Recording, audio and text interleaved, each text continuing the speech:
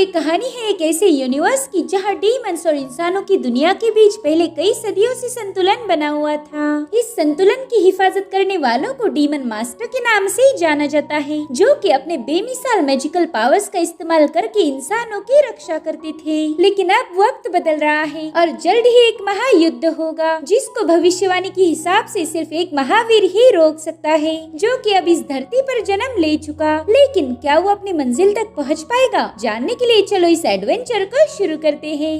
तो कहानी की शुरुआत में हम सिपाहियों की एक टोली देखते हैं, जो कि एक बहुत ही खतरनाक घाटी से गुजर रही थी। इस घाटी को नाइन बैंड वैली कहा जाता था, जो कि अपने ऊंचे ऊंचे पहाड़ों के लिए मशहूर है। अब ये लोग आगे बढ़ ही रहे थे कि तभी सेनापति ने अचानक से अपने घोड़े को लगाम लगा दी। अभी वो अचानक से रुकने की वजह से उनका लीडर ची शाओ शुआन अपने घोड़े पर से उतर जाता है। वो देखता है कि उनके सामने एक इंसानी कंकाल पड़ा हुआ था।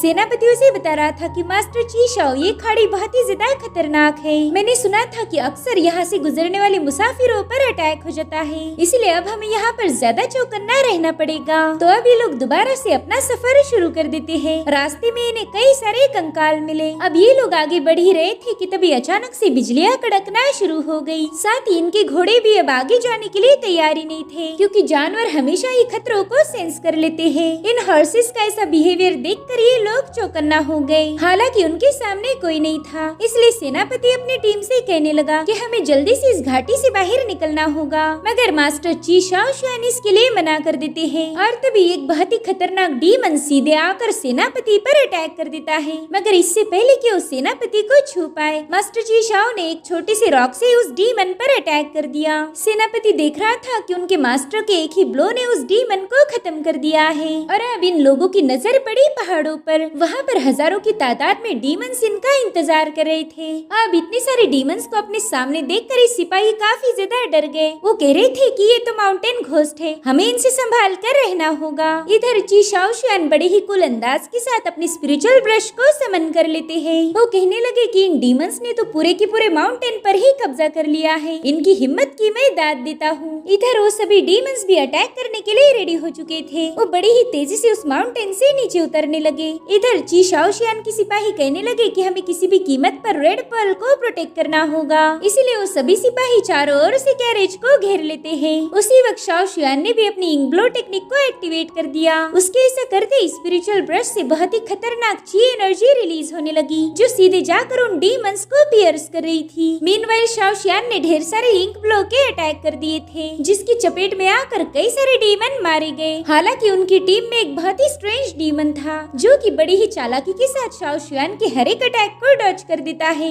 भले ही शाओ शुआन ने कई सारे डीमंस को तो निपटा दिया था, मगर उस घाटी में डीमंस की कोई कमी नहीं। अब जो भी डीमन जिंदा बचे थे, उन्होंने अपने राउंड ब्लेड का यूज करते हुए सिपाहियों पर अटैक कर दिया। हालांकि शाओ शुआन बड़े ही कूल अंदाज के साथ एक ही ब्लो में उन सारे ब्लेड्स को डिस्ट्रॉय कर देता है। और अब वो अपना स्पिरिचुअल ब्रश लेकर उस माउंटेन पर भागने लगा।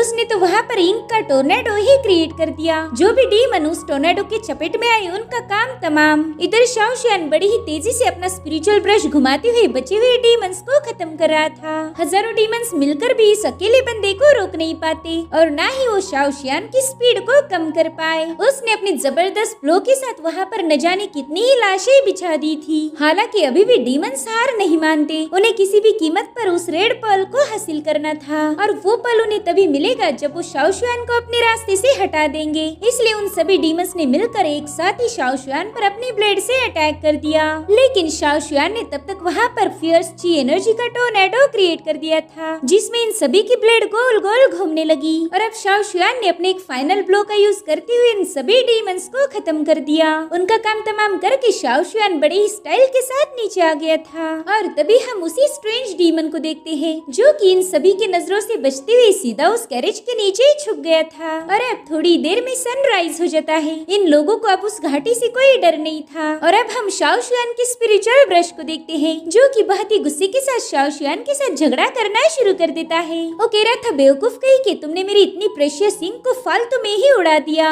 उतनी स्याही बनाने के लिए मुझे 3 दिनों का वक्त लगता है और तुमने मेरी इतनी कीमती स्याही बस एक रात में निपटा दी। यकीन मानो अगर मेरा बस चलता तो मैं तुम्हें कब का निपटा चुका होता। तो शाओशियान कहते हैं, ठीक है सॉरी। लेकिन ये सुनकर भी स्पिरिचुअल ब्रश ने सीधे जाकर उसके सिर पर अपना सिर दे मारा। वो कहता है, सॉरी बोलने से पहला ग्रेट मास्टर कौन बोलेगा? हाँ बताओ, वाकई मेरी इतनी बेइज्जती तो तुम्हारे बाप ने भी नहीं की थी। वो तो हमेशा मुझे ग्रेट मास्टर कह के पुकारते थे, मगर तुम हो कि कभी मुझे रिस्पेक्ट नहीं देते। दरअसल वो क्या है ना कि तुम मेरी अहमियत नहीं जानते। देखो हमारी इस दुनिया में तुम्हारे जैसे न जाने कितने ही डीमन मास्टर्स हैं। वो बेचारे तुम्हारे जैसी मैजिकल पावर को पजेस करते हैं, लेकिन उनके पास कोई मैजिकल ट्रेजर नहीं होता, इसलिए वो अपने करियर में कुछ ज्यादा खास नहीं कर पाते। और एक तरफ हूँ मैं, जो कि तुम्हारी फैमिली को 500 सालों से मदद करता आया हूँ। तुम्हारे पूर्वजों ने मेरी ग्रेट एबिलिटीज का यूज करके न जाने कितने ही जंग में फतेह हासिल की। इधर शाओशियान स्पिरिचुअल ब्रश की रोज की बकबक सुनकर थक चुका था,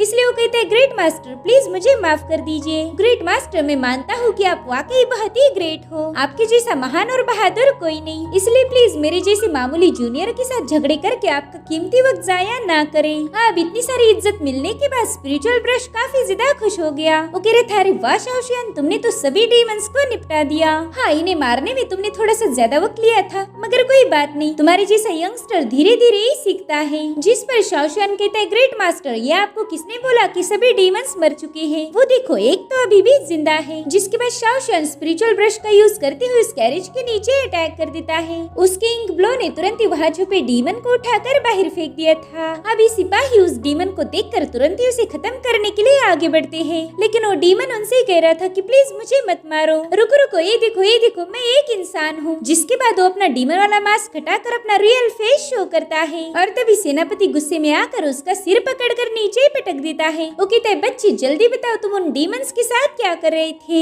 एक ह्यूमन होकर तुमने डीमन का साथ क्यों दिया? तभी शाओशियान अपने सेनापति से कहने लगा कि इस बच्चे पर जबरदस्ती मत करो। जिस पर सेनापति कहने लगा कि मास्टर ऐसे लोग बहुत ही ज्यादा शातिर होते हैं, इनसे सच्चाई उगलवाने के लिए हमें फोर्स का यूज करना जरूरी है। और तभी वो बंदा कहने लगा कि मेरा नाम टाइगर है, मुझे 3 दिनों से खाना नहीं मिला और इसी वजह से मैं बहुत ज्यादा भूखा था, इसलिए मैं डीमन का मास्क लगाकर उनकी टोली में शामिल हो गया ताकि उनसे थोड़ा सा खाना ले पाऊँ। हालांकि सेनापति को उसकी कहानी पर बिल्कुल भी यकीन नहीं था। वो कहता है कि तुम डीमंस को बिल्कुल भी उल्लू नहीं बना सकते, भले ही तुमने उनका मास्क लगाया होगा, लेकिन तुम्हारी पूरी बॉडी इंसान की है, इसलिए जल्दी बताओ कि हकीकत क्या है। साथ ही वो टाइगर को बुरी तरह से चोक कर रहा था, इसलिए फाइनली वो सच्चाई बताने पर मजबूर हो जाता है। वो कह रहा था कि मैं बचपन से ही माउंटेन स्पिरिट और छोटे मोटे डीमन के साथ रहता आया हूँ, इसलिए डीमंस मेरा शिकार नहीं करते, मगर फिर भी उसकी बातों पर इन्हें बिल्कुल यकीन नहीं होता। तो उससे सच्चाई उगलवाने के लिए ये लोग उसे बुरी तरह से पीटना शुरू कर देते हैं, मगर शाओशियान को टाइगर पर रहम आ गया। वो कहता है कि ये बच्चा ना ही डीमन है और ना ही इसने हमारा कोई नुकसान किया, इसलिए इसे जिंदा छोड़ दो। तो सेनापति भी टाइगर की पिटाई रुकवाने का हुक्म देता है। वो कह रहा था कि बच्चा काफी ज्यादा लकी है जो हमारे मास्टर शाओशियान को इस पर रहम आ गया।